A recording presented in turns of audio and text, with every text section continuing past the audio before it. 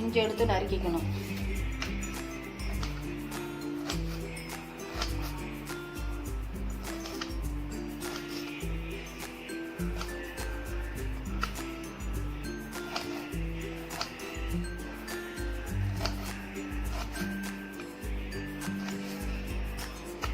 அஞ்சு பழம்னா நல்லா பெரிய துண்டா ஒரு துண்டா போட்டுக்கணும்.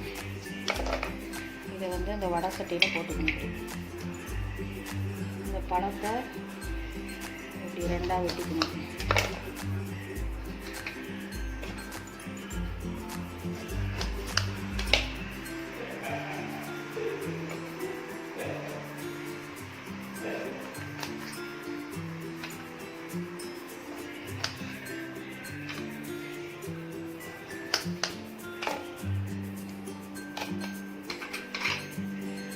சாரை புழிஞ்சு எடுத்து வச்சுக்கணும்.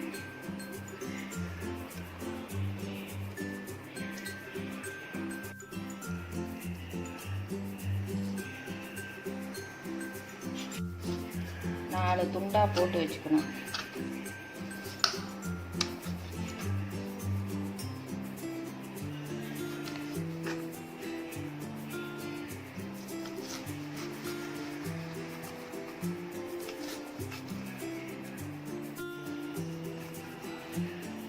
அறுத்து இந்த இதை எடுத்து இதில் போட்டுறணும். இந்த எலுமிச்சம்பழம் தோடு, இஞ்சி ரெண்டையும் போட்டுறணும்.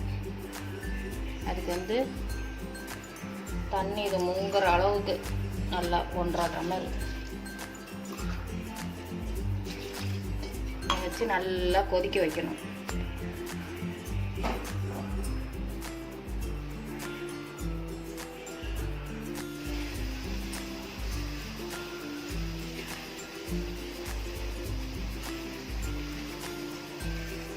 நல்லா கொதிச்சு வரணுங்க. நல்லா கொதிச்சு வந்ததுக்கப்புறம் இந்த இஞ்சியும் எலுமிச்சம்பழம் தோலையும் தனியாக எடுத்து வச்சிடணும்.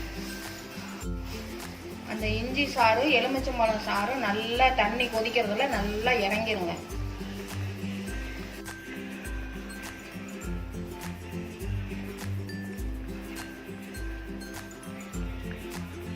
பாருங்க நல்லா கொதிச்சிருச்சு. இந்த மாதிரி கலர் இருக்கணும். ரெண்டையும் எடுத்துடுறேன்.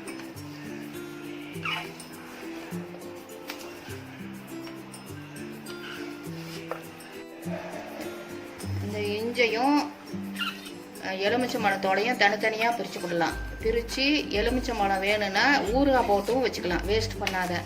இந்த இஞ்சை மிக்சியில் நல்லா ஆற வச்சு மிக்சியில் அடித்து இஞ்சி இது மாதிரி வெல்லம் இதெல்லாம் போட்டு லேகிய மாதிரி செஞ்சு வச்சுக்கலாம்.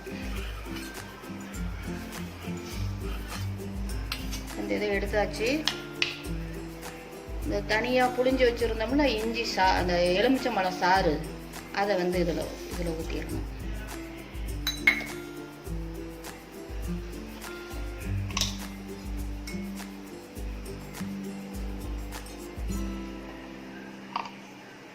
தேனும் நல்லா ஒரு இது ஊற்றிடணும்.